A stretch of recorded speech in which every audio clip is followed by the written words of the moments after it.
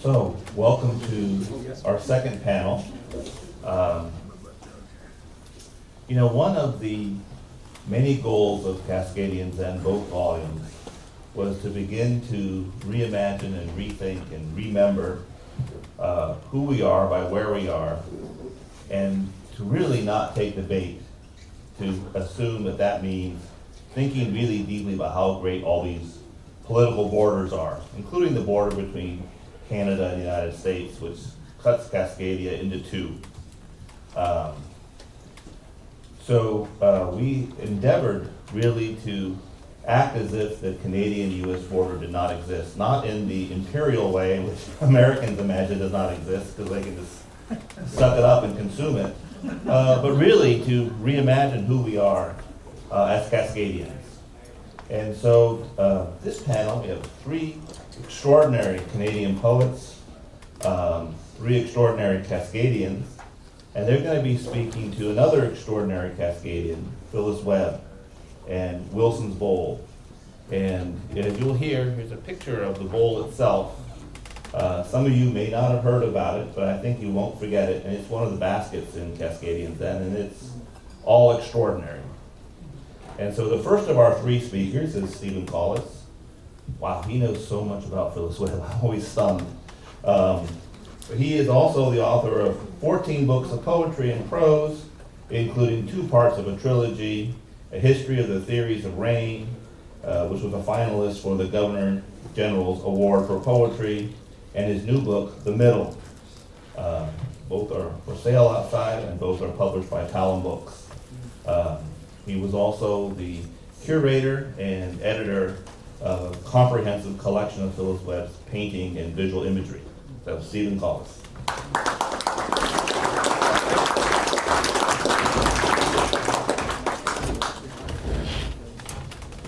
Thank you, Jason. Thank you, everyone. It's really fabulous to be here.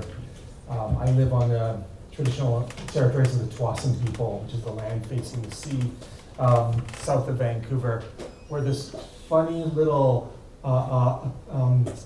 appendix hangs down, and the border cuts across it. So I live right at the border, even though if I cross that border, I'm into a funny little place called Point Roberts. It does not connect to the United States, the rest of the United States.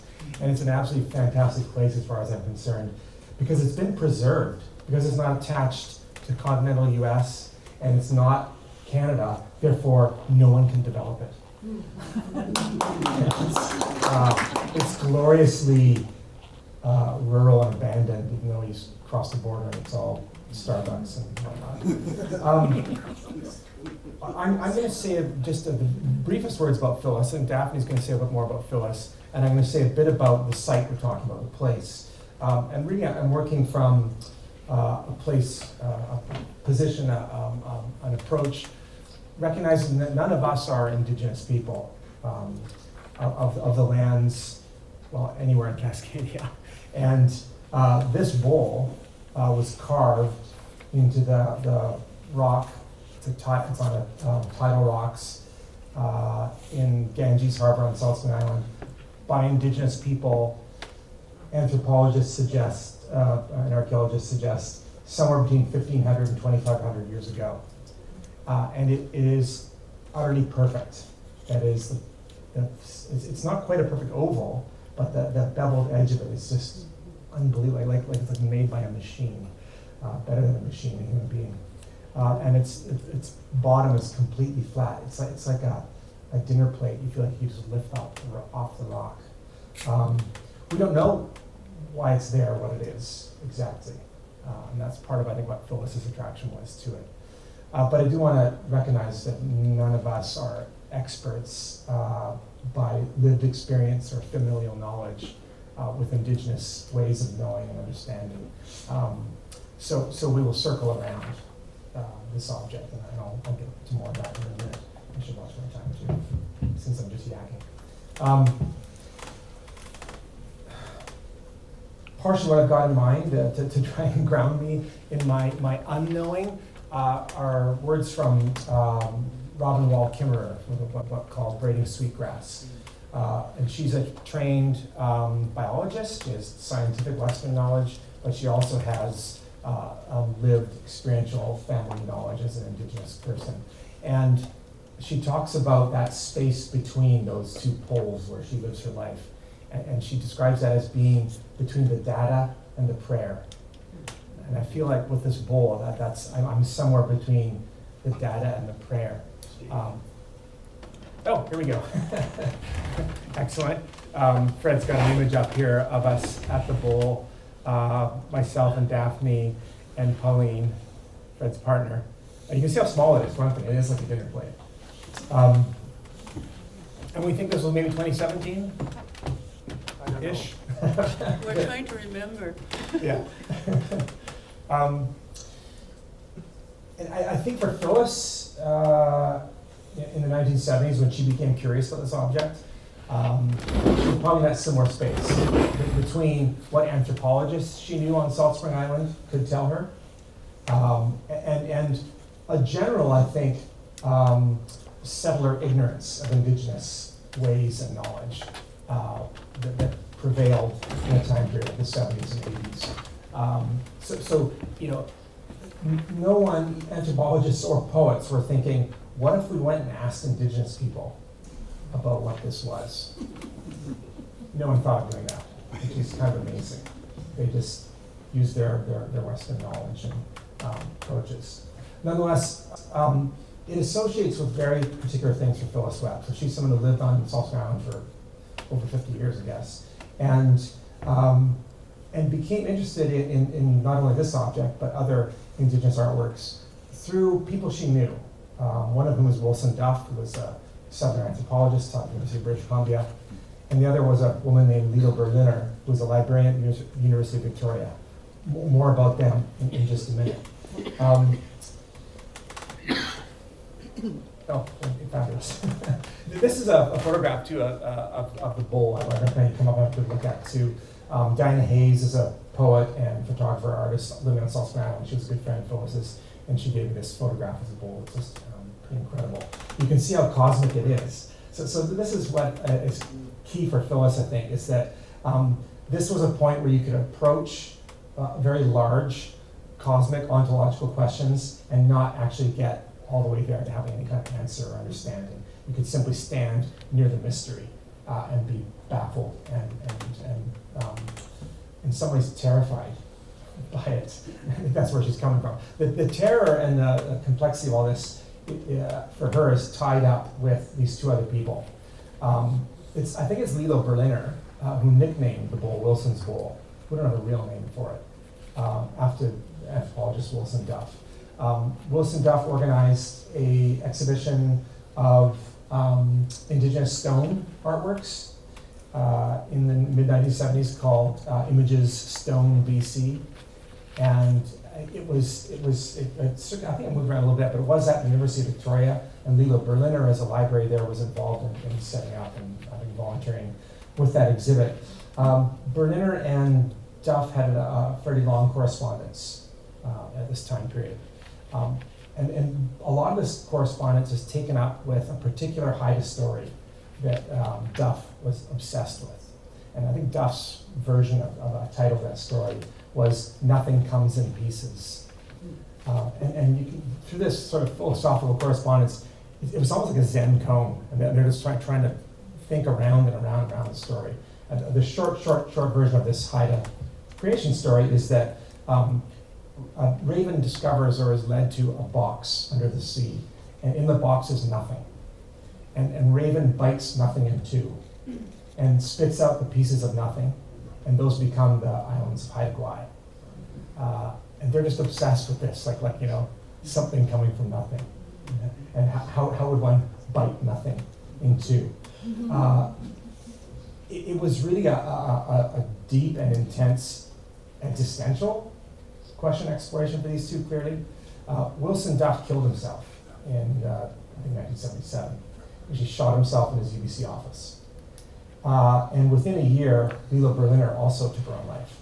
She left a packet of the correspondence between herself and Wilson Duff on Phyllis Webb's doorstep on Salt Spring Island, and she walked into the sea in the harbor, right where Wilson's Bowl is, this tidal pool that fills at high tide and is exposed at low tide. That's what, as a poet, Phyllis Webb was left with. What do I do with this, with the mysteries of this carving, and with this correspondence between two people she didn't know really well, but perfectly knew, and the fact that they had just taken their lives. This, for a poet who came to her work in the 50s, drenched in existential philosophy and thought, and that question Camus poses, the only philosophical question, why live and why not take our own life? So this sequence of poems that Phyllis Webb published as Wilson's Bowl take up all these things, and I think both Daphne and Fred will read some different parts of that sequence and say different things about it. I just want to touch on the context here, and I'm going to read a poem in just a moment. But I also want to help rename the bowl. So the Ganges Harbor in the Sinkhotmi language, the language spoken by Saanich people, one of several peoples and probably several languages that shared South Samoan Island over many millennia. It wasn't an island where there was, at least in any recent history that archaeologists can dig up and figure out about, a permanently occupied space, but was a seasonal hunting ground and gathering ground. So people from Vancouver Island and the mainland at certain parts of the year would decamp to Salt Spring Island and hunt or gather things there and then move on again. So it's a shared space of many indigenous spaces would have been as people moved seasonally. And the Sinkhotmi word for that harbor is Siot. And this is where the bowl is. So I think a better name for it is Siot's Bowl than Wilson's Bowl. My book, Almost Islands, is down here. I'm not going to pick it up. It's helping keep this picture. But I write about that there, about the bowl and Phyllis' relationship to it, and this idea that maybe this was a more appropriate name. I mean, I did speak to a wonderful poet who actually, I think he came to a Cascadia event once, maybe in Cumberland, and that's Kevin Paul. Yes. Yeah, so he's Saanich, indigenous person. I spoke to him quite a bit about that. And he's done a lot of language recovery, and he shared with me like a dictionary of Sinkhotmi words and things. I talked to him about it. And again, he's very cautious himself about making any claims, either of ownership or definition or interpretation, in part because it's shared space, and he's not willing to, edge out, say, the Cowichan people and other people, Swasan people who actually probably also use the space, and we don't know who made it. Okay, I think that's all I'm going to say about the bowl in that context. I'm going to read a poem, but I'm not going to read a poem from Wilson's Bowl sequence. This is my battered collected poems. It's helped to get with duct tape now. It's also got, when you turn to Wilson's Bowl in it, the pages are all rippled because not this particular trip, but another time that Fred and Pauline and some others of us were there. We read, I think it was on Phyllis's birthday the year after she passed away. We read poems at the bowl in the pouring rain. So my book's a little rain rippled now, and I love that. But I'm going to read a poem that's, and again, circling back this idea that none of us are indigenous, and nor is Phyllis, and we have to approach this thing cautiously. Oh, I should have told you. The word Siot means go with caution, which was good advice when someone is maybe naming a rocky harbor. So we're approaching this with caution. So I'm just to get a little glimmer into what Phyllis may have been thinking or understanding about colonial and indigenous issues before it really came to the forefront among settlers. Obviously, it was not very much on indigenous people's minds, but before settlers started to think about what does all this mean, and gee, what would it even mean to make a land acknowledgement? So this is a poem called, and I apologize for the language we've since left behind. This is from about 1982. How the Indians got left out of the business of patriating the Constitution. There's a lot of Canadian stuff in this that some of you what? And, or just a lot of stuff in 1982 that some of you might also be puzzled by. But just to note that Canada did not have a constitution until 1982. We were just part of, we borrowed the English constitution, I guess. Do you think we should even have a constitution? I should actually remember that. But nonetheless, there was a big discussion of creating a Canadian constitution and taking it back from England. Of course, not only did the Indigenous people get left out of that, but maybe the French Canadians weren't too happy with it either. So there's references to Canadian politicians and stuff. I apologize about that. Although they are all members of first families, they do not sit at the same table as the Eatons and Southams. Although they are the biggest landowners in the country, not one has the correct address. Not one is the premier of an oil-rich province or even an oil-poor province, and they cannot attend first ministers' conferences and dinners, and will not be interviewed by Patrick Watson on the Watson Report. Although they know the uses of tobacco and the peace pipe, not one can handle a cigarette with the style of Levesque, premier of Quebec. They do not own corporations, and their eyes do not glint with the brilliance of the big deal. They are not in Rotterdam one day, Johannesburg the next, and Calgary or Dallas a day later. They are here, dying and hiring lawyers. They are here, they meet the press, they hire more lawyers. They see how the legislatures of this country are stuffed with lawyers, criminal lawyers, constitutional lawyers, corporation lawyers, civil and uncivil lawyers. They know the law is an ass. They know that justice must be seen to be done. They do not often see it. They are dying, but they are learning the power of contempt. They are dying of mercury poisoning, yet they take up the tools of their art and retrieve their beautiful languages, their signs. They are dying in every prison in this country and learning the system as fast as they can. They dispatch their messengers to the Queen of England and march on Ottawa, the city of tulips. They do not mention the Prime Minister in their prayers. They do not imitate him by wearing a rose in the lapel. He does not enter even their worst dreams. They are too busy dying and repatriating themselves to their own country, to the ruined land. Thank you very much.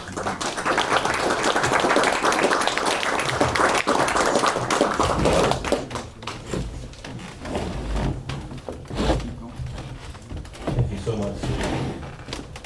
Our next speaker is someone that you heard last night, a long friend of Cascadia Poetry Lab, and really instrumental part of all that we strive for and dream about here in Cascadia, and that's Daphne Marlatt. She's always mad at me because every time I introduce her, I just go on and on about how much I admire her and how good her work is. And I don't want to get in trouble this time, but I will just remind you that she does have 18 books of poetry, 2 others of mixed prose. If you're going to buy at least one Daphne Marlatt book, I would say I'll start with Intertitle from Talon Books, which collects her poetry from 1968 to 2008. As you heard last night, and I love saying and thinking about it, she is the author of the first Canadian no play to be performed in Canada, The Gull, and more recently authored a no-inspired libretto, Shadow Catch, and both have been presented and performed in Metro Vancouver. We hope someday also in Seattle. But Daphne Marlatt, get ready.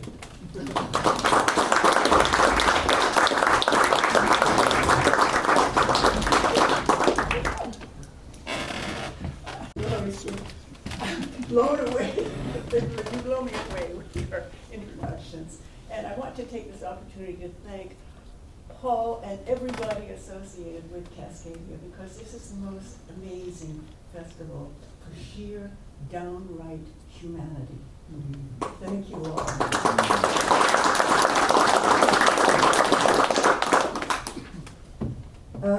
I'm going to talk a little bit about how I know Phyllis, and then I'm going to read a poem from Wilson's Bowl about that bowl.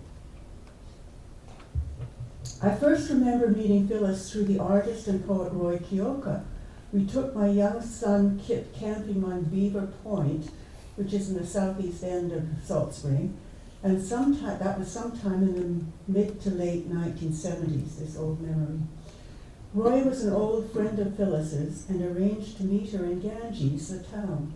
We sat on some grass in a little park area and chatted. That was the first time I had actually physically met Phyllis, and my first impression of her was of her beautifully modulated voice, her radio voice. I felt her to be cool, collected, intelligent, and also quietly perceptive about people. Then in 1982, when I was working as co-editor with John Marshall on his Island chapbook series, we published Phyllis's 13 anti-ghazals, Sunday Water, a series I have loved for its vivid creation of life on the island. Underneath her ghazals' diverse nods to Persia, America, T.S. Eliot, John Thompson, the Great Wall of China, India Ghats, among others. But Salt Spring always remained underneath as the matrix. Still the ferries leave on time, storms are noted, along with neighbors, the island's fall fair, its eagles and white flowers.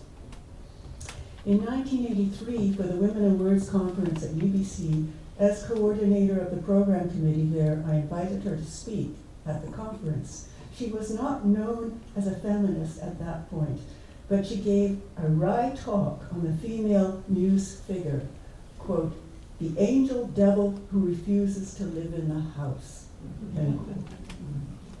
Later, I got to know her better when living with my then partner, Betsy Warland, on Salt Spring from 1989 to 94. We were all struggling with the news of the Gulf War then. I think I was first drawn to her work through her essays in Talking, 1982, which concludes with her remarkable essay on the correspondence between Lilo Berliner and Wilson Duff. Lilo, I'm going to repeat this, Steve, but as Steve pointed out, Lilo had deposited his letters to her in a black plastic bag on her doorstep before walking into the sea in January of 1977. And I always think about that walk into the sea in January. It was so cold, she must not have lasted long. This was just 5 months after Wilson Duff committed suicide by shooting himself in his office. Duff's daughter gave Phyllis Lilo's letters, as Phyllis notes near the end of her essay, quote, so that I could fulfill what I felt must be Lilo's intention. They had been close friends for some time.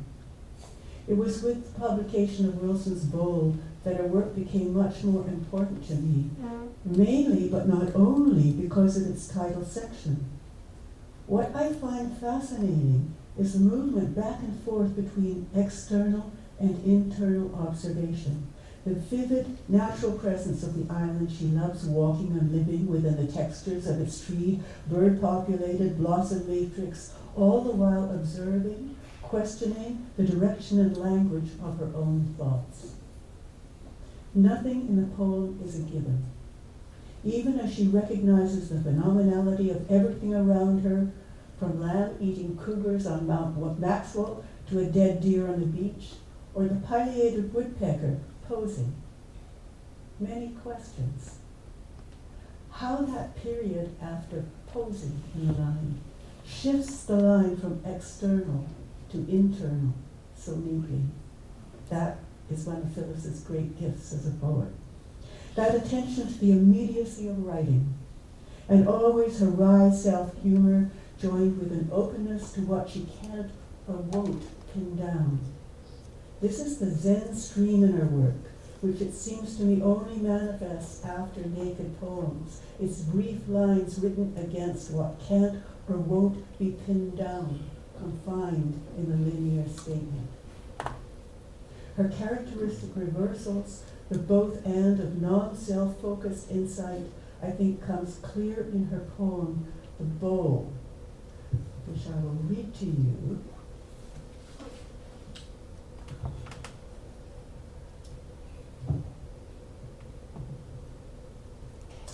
And don't know how this arose, this poem. There's a quote in it, and I don't know where the quote comes from. Spirit entered, black as any raven. I suspect it might have come from Wilson Duff.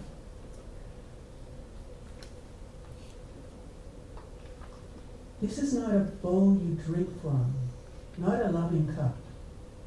This is meditation's place, cold raptures. Moon floats here, belly, mouth, open one eye, any orifice comes to nothing, dark as any mask, or light. More light is holy cirque. Serene, it says, silence in small fish, cups of sun, holds its shape upon the sea, howls, spirit entered, black as any raven, smiles and cracks your smile, is clean. There's a very crucial quote from Wilson Duff's introduction to Stone Images BC. I think it's a very telling quote, and I think it relates to that poem. And it's when Raven's grandfather points to something on the wall that says to Raven, "That is you. I am you." Thank you.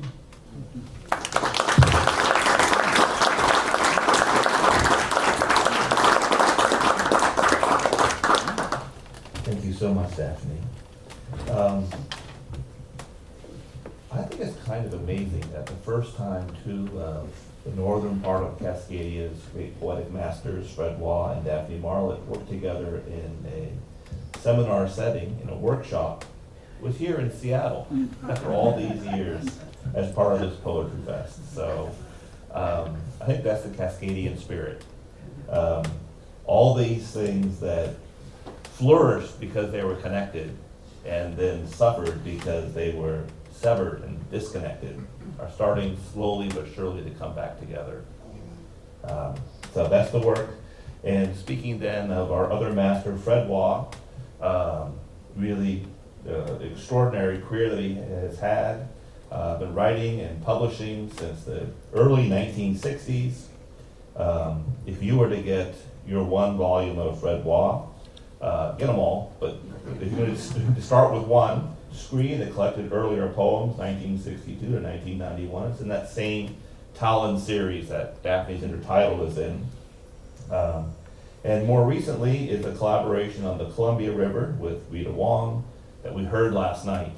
At least we heard one of the interlocking shores last night.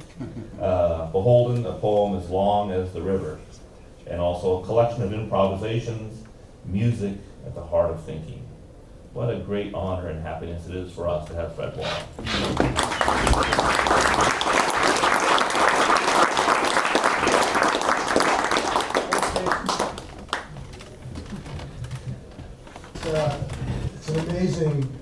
It's amazing to be here at the Cascadia Festival, but also to be here with these people.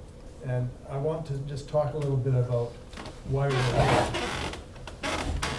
Why Phyllis isn't here. We're talking about Wilson Duff and Wilson's Bowl and Phyllis Webb.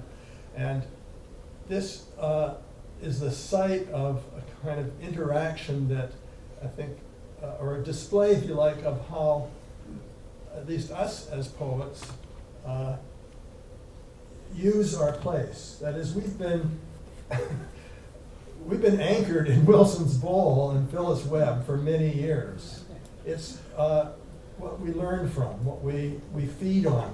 We feed on that. So we're talking a little bit about our dinner here tonight, what goes on in our poet's life. So I just want to talk a little bit about why Wilson's Bowl is so important to me, and shift to a kind of punctum of Wilson's Bowl, which is the twin masks. But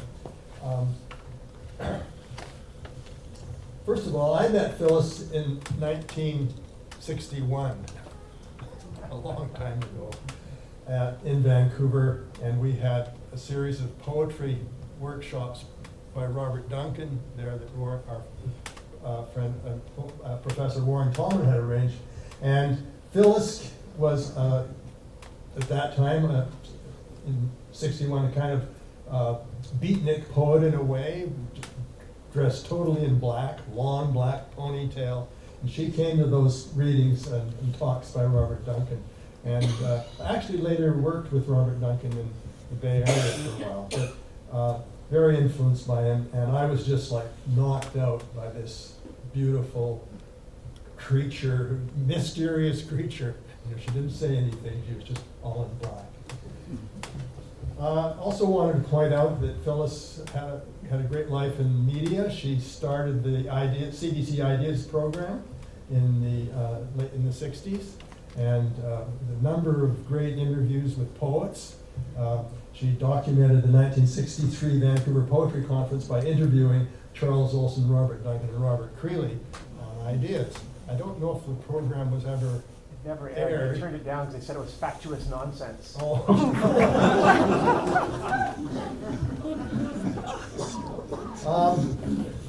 Anyway, the Wilson's Bowl, the bowl itself, is a site of transformation. It spurs in me a sense that what Phyllis is and what we're involved with is paying attention to the betweenness in the world. What goes on in between. And Phyllis's series of poems called Wilson's Bowl, in this book, Wilson's Bowl, which includes other smaller books, starts out with, "You may read my signs, but I cross my path and show you nothing in the way." Very ambiguous, very paradoxical, right? And it's in memory of Lilo who walked into the sea. Throughout the poems are references to eyes, ears, a mask. She's obsessed with this notion of a path. And I just know, I always suspected it was what path, that it's a path down to the bowl. And people who tried to find the bowl can document that it's, can realize that it's a difficult kind of path to find. You have to look for it. But I think she was also thinking of the path Lilo took the morning she walked into the sea. So this whole notion of a path is very important, and it keeps coming up in the poem, in these poems. She also talks about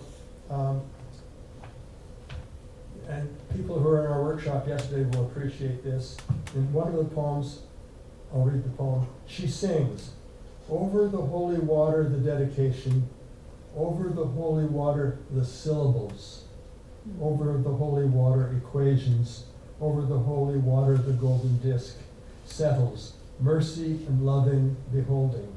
Noble the mathematics, the calculations, noble the old rock asleep beyond our tears." And I wanted to put that, get those syllables in there. She talks in another poem in this place, and I think Paul will appreciate this. She says, "Up on Mount Bruce, mean spirits scrabble radio waves for living and dead." She's talking about radio waves and listening to the radio waves from Mount Bruce on Salt Spring Island. And she talks about hearing. She goes out on the water, hearing is taken or given by tides. I'm referring to Lilo there, but this whole notion of hearing. And there's a lot in here on hearing in this series of poems, and there's a lot in here on eyes. There's that beautiful poem, "The Places Where You Find It." What was the path she took, as winding as her gut, with the pain in it? Along the beach, to the caves in the hill, path of her mind turning. Path of her mind turning, changing. So the poem I want to focus on, that I feel very attracted to, is this poem, "Twin Masks." I ask if a woman, and Jason is, thankfully, we found the photos of some of these masks. And these are the twin masks that were made by a sculptor in the late 18th and 19th century, I'm not sure when. But they were sold or given away to two different people and one ended up in Paris and one ended up in Ottawa now.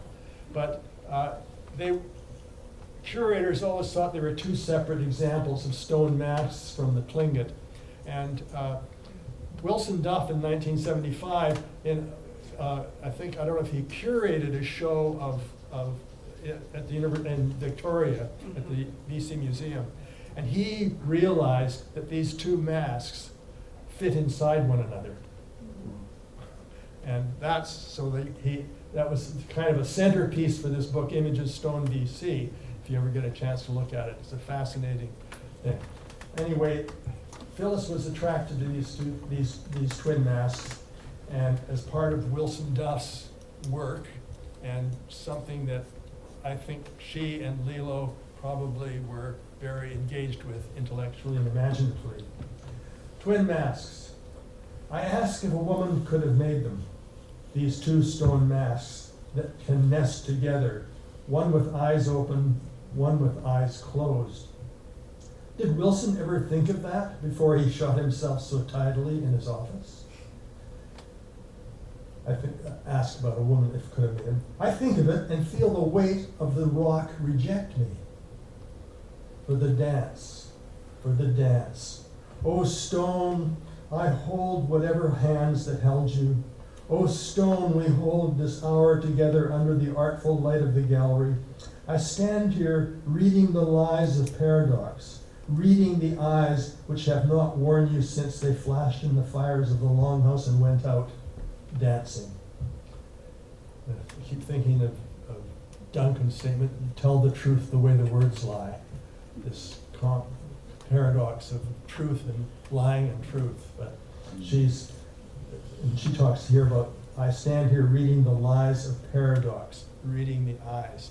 Now this, I won't get into the anthropology, the art anthropology behind these masks, but they were used in dancing. Masks were for dancing, for celebrating ancestors and celebrating the clan, so they were very ceremonial.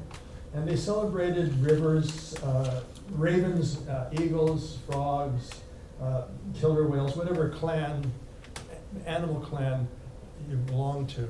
And so a mask gained value by being danced.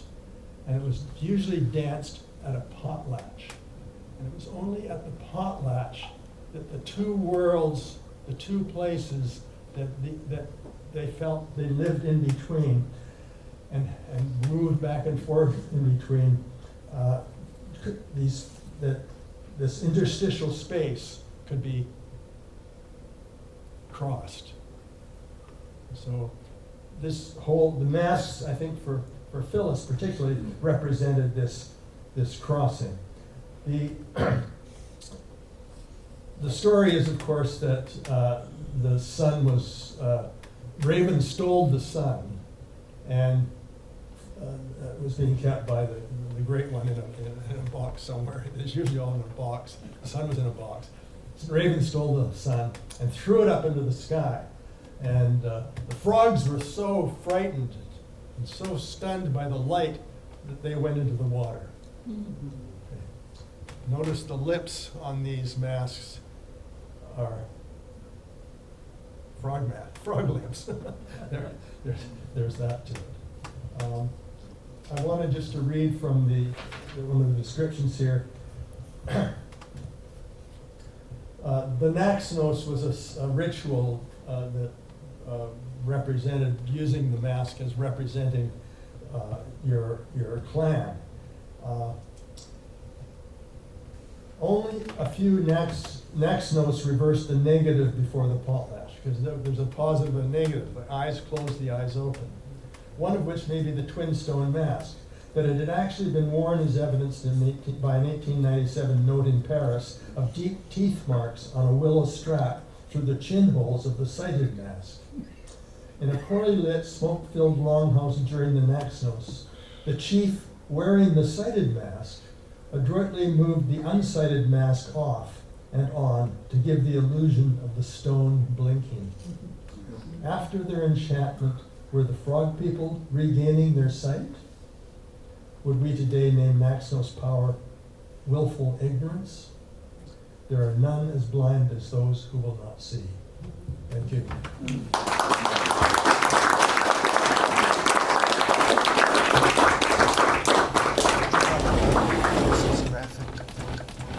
Thank you so much, Fred. Well, that concludes, Jason, could you have Stephen talk about Phyllis's graphic work and maybe oh, you're absolutely. gonna Do we have a couple minutes of conversation? you're gonna display that? For that, we absolutely do.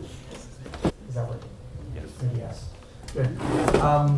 Just, I brought a few, so Phyllis, in her early 60s, after her last book that she wrote and published, which was called Hanging Fire, she stopped writing.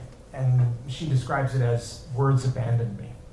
She simply had no words left. And experienced that with incredible pain and bitterness, really, I think. You know, you can imagine a writing block that you can just tell right away, this is forever. I'm not coming back from this. But what she started to do is fiddle with her camera and take photographs, and then she started cutting up her photographs and making collages, and that eventually led to a painting practice, primarily in acrylic. Very abstract. It felt like she circled back to the origin point of herself as a poet in the early 1950s, and what was the painting at the time, abstract expressionism, and she sort of became a belated abstract expressionist. So I have one painting I can bring in, and a couple of her photo collages. But that was just an important practice for that. It became very meaningful, and to her it was about silence, and what she saw as the pleasure she found in silence, but she needed a shape for that silence. She needed to bite nothing in two, so she could see it and engage it, and I think that's what painting and collage gave her. The book? Is the book on the table? Yeah, there was, I think it may be gone. I had one copy left of the book of her paintings and collages that I brought. Some lucky person has it. Yeah. I think that was that lucky person.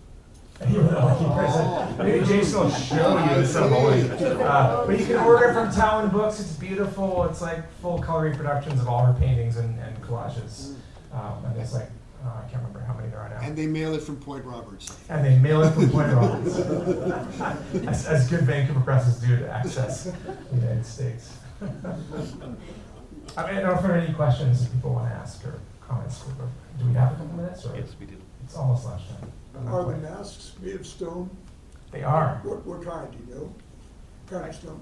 I don't know. I don't remember. I've got the book from the catalog for that, and I'm trying to remember what they were made of. The amazing thing to me about the dancing is that they're heavy. Yeah. They're not light at all. No. And how they manage that, I can't really comprehend. Well, they were basalt, basalt, which, Yeah. I mean, it's Basalt. heavy, but it's not like granite or something. Yeah, it's not like granite, but it's still they're not thin, right? They're thick, heavy things. Are they still separated by Yes. thousands of miles? Yeah. Yes. That's not very good juju, is it? No, but that process of reclaiming artworks in museums goes on. Everyone saw the first Black Panther movie. Cut your way through the glass. Are there, in the culture, is stone a choice for masks? Yeah, not typically. I mean, there's tons of cedar masks, right? Right. And this is, to me, one of the fascinating things about both Duff's work and that catalog and that show, and Phyllis's interest is generally in the Pacific Northwest, when we think of Indigenous art, we're thinking about cedar. Right. Masks, And, poles, and long Lalo was primarily interested in the rock, the stonework. Right. So the what do they call them, paleoliths or Petroglyphs. paleographs? Yeah, petroglyphs are the ones carved in the rock. Which there are on every bay on South Bay Island, there's some kind of petroglyph, often a bull. There's also in that exhibition, there are a number of bowls that are carved out of stone. And one of them, several of them, are frog heads. And you mentioned, Steve, the the frog lips, was it you who mentioned, you mentioned the frog lips. And he has a very interesting statement in his introduction about that they represent both negative and positive combined. Yeah. The frog is that in-between figure, Yeah. and. Yeah. Right, yeah, Yeah. amphibian. Yeah. So is the Wilson's Bowl, or the better name that I don't remember, would you say that Siot. Siot? Is Siot's Bowl the only known example of the bowl in situ, in the rock? There are several other ancient salts around, but none of them are that extraordinarily perfect. Exactly. What is the others are blue? much rougher and yeah. Now, what is the blue in the photograph? Water. This is quite a staged photograph taken at night with lighting, catching the glare and the water in the bowl, but it's just water. But if you get up close, it's like it's a map of the cosmos essentially that she's capturing there in the bowl, and that's part of what is so fascinating that Phyllis talks about too in the poems is this incredible above and below kind of you're saying transformation, Fred, that happens in the bowl when you see the moon reflected in it at night. Steve?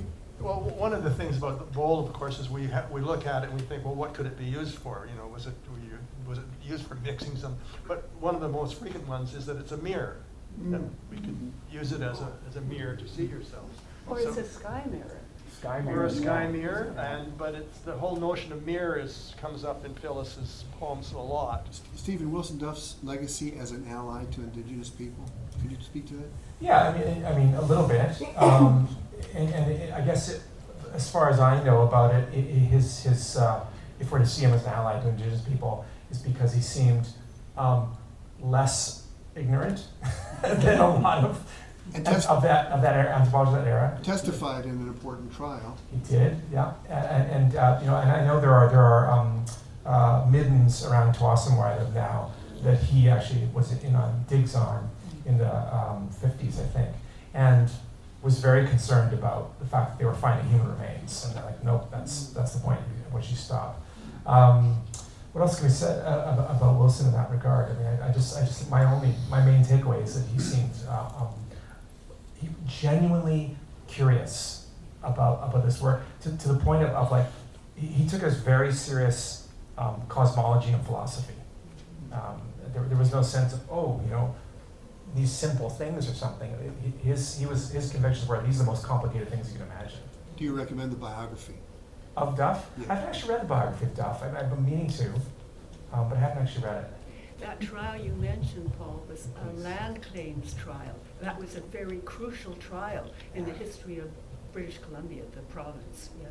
Do you remember the name? That's why I didn't fully answer. No, I can't remember the name of it. Yeah, or when even. Yeah. Yes. Maybe a statement, maybe a question, or maybe you mentioned potlatches. You mentioned these masks being redistributed, and you mentioned Paris specifically. Am I right in guessing that these were snatched by the RCMP during potlatch and then sold? No. They were apparently given away by a chief to two different people. And one was sold and one was given away. And they just ended up being dispersed into two different collections. Okay. And they exist still in two different collections. Okay. Just thinking about C.A. Conrad's presentation last night, talking about André Breton, how many possessions that were seized in potlatches on the coast and wound up in Breton's collection, and people have fought tooth and nail to get those back, and still the estate owns. There's a Quaquaqua poet named Gary Thomas Morse, also published in common books. I can't remember which book, might be Discovery Passage. He has a wonderful poem about, it's kind of like a letter to him. I think it's the Museum in New York, the Museum in New York City.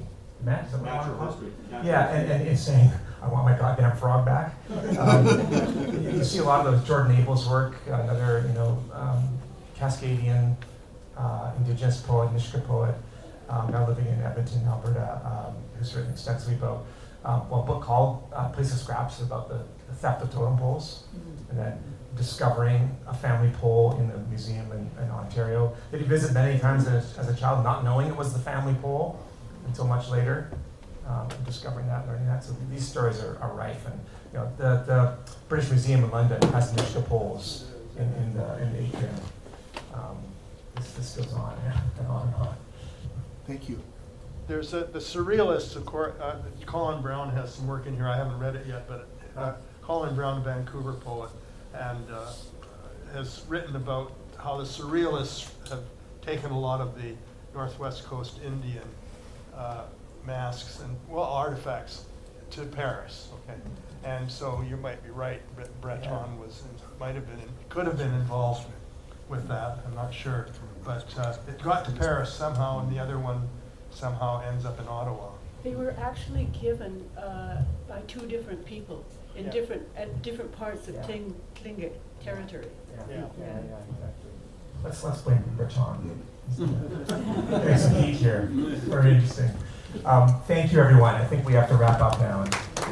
Lunchtime.